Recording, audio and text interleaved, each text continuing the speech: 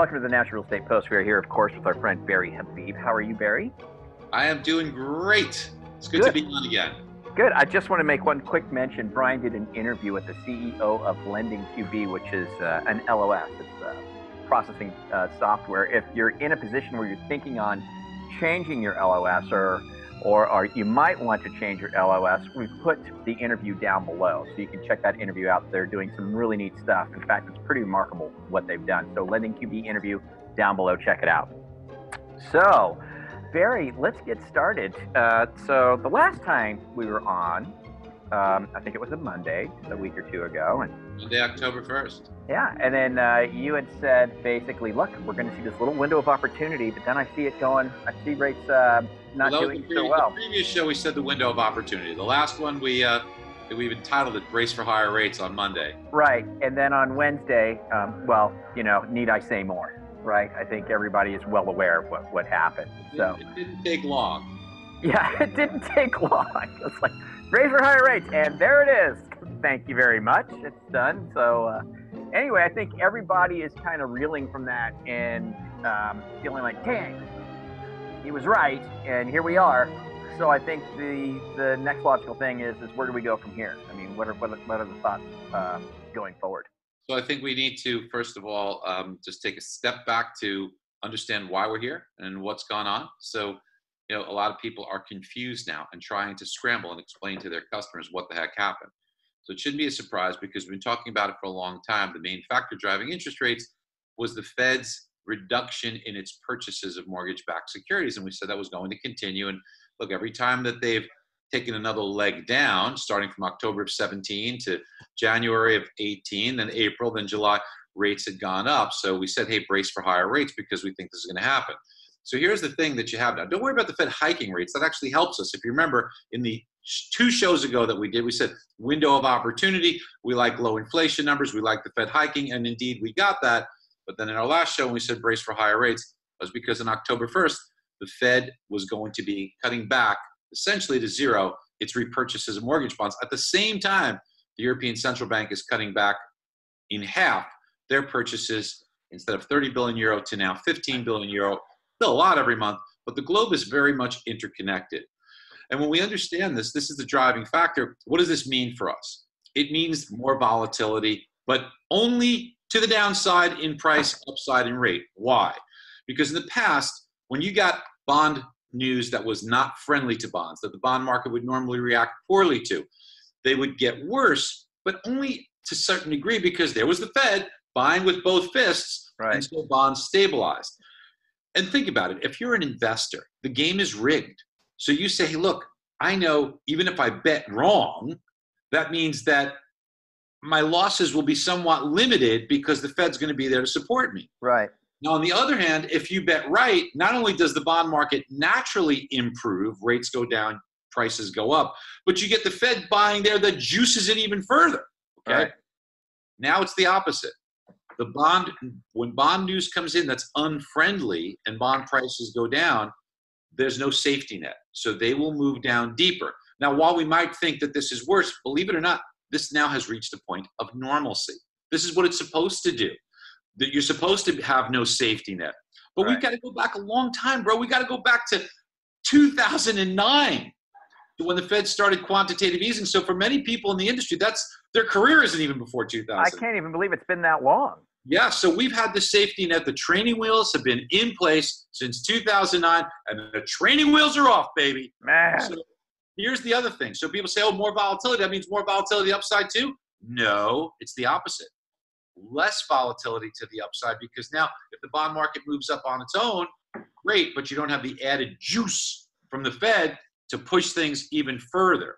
So we're in a position now of this is really a natural, normal behaving market, but it feels, if you're ever on the highway and you're going a little bit in excess of the speed limit, you're going, let's say 80 miles an hour, and then you slow down to 60 or 50 or 40, it feels really slow, but maybe you're going down to the speed limit you're supposed to be. That's kind of what it is. It just feels like it's going to be a little bit more volatile to the downside, but this is normal.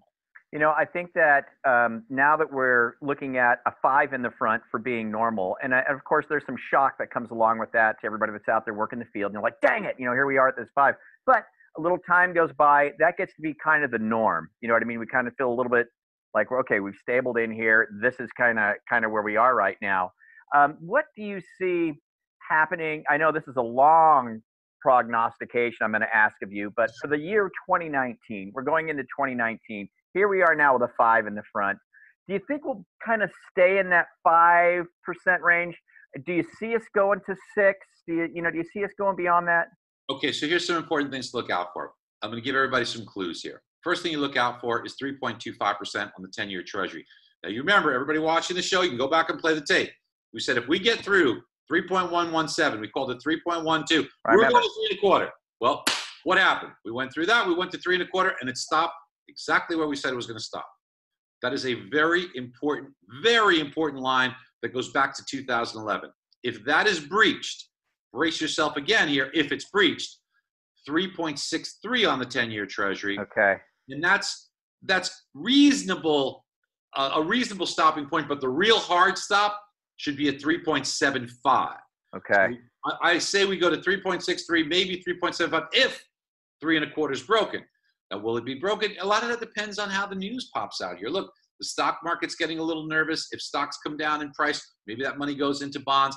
Bonds have made a very big move. You remember we talked about this leash effect before. Yeah. Again, stretching those boundaries of where the pricing should be. So maybe, just maybe, we get lucky and we stay under 3.25 for a period of time. But I think it's only a matter of time till that level is broken. And when it is, we really have to be very, very careful, because I think it's pretty much an easy move up by about 40 or 50 basis points. So what does that mean to you? That means you could be looking at 150 to 200 basis points worse in your pricing if we get above 3.25 in the 10-year Treasury. So just think about these things. It could be a real big sea change. Look, refinances will always be there, but for different reasons.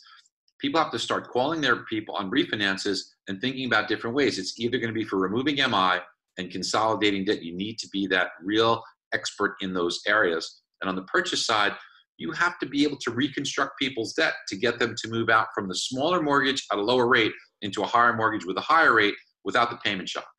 And I think also on the purchase side of things now, this definitely becomes the message to everyone in the database saying, if you know anybody who's thinking on doing the move or buying, now is the time to do it. Get in there before rates get any higher than they already are, because the projection is for them to probably continue to do so. Why not get in now instead of waiting? I think you're 100% right. I think it's a good message that you're saying there. And the other thing too is that, look, everybody on the show knows, you and I, we go back a long ways, that for the past 7 years or so, I've been very, very bullish on housing. And as it's turned out, even though a lot of people have not, our friends in the media certainly have been poo-pooing it for a long time, we're proud to say that we were on the right side of that. But I do see things turning. I mentioned that to you the last time on your show. Right. Starting to get a little bit of signals that in certain markets, I don't see major corrections and slashing, but I definitely see more of a struggle in housing to come down to smaller levels of appreciation, and even in some specific markets, see them kind of flattish. So I think that we need to be able to show people that it's not just appreciation that they're missing out on, but just what you said, is that if you took a look at buying today versus buying 6 months from now, there's a really strong probability that if you looked at your payment today and looked at it 6 months from now, today's payment's going to be a lot better, and maybe there's even a little bit of small appreciation that you'd miss out on as well. Great stuff. Awesome. Well, we appreciate you being here and giving us your insights, Barry, as always. Guys, take all this information to heart. I would definitely share today's show with your database, just because you might get some interest out of that. Because, after all, we do have the Maven on the show, and he's letting you know what's going on. So he actually gave me another mention today, another shout out on CNBC. Did he? Yeah. Awesome stuff. So with that, go ahead, guys. Do us a favor. Fire your questions away down below. If Barry has time, we'll definitely answer them for you.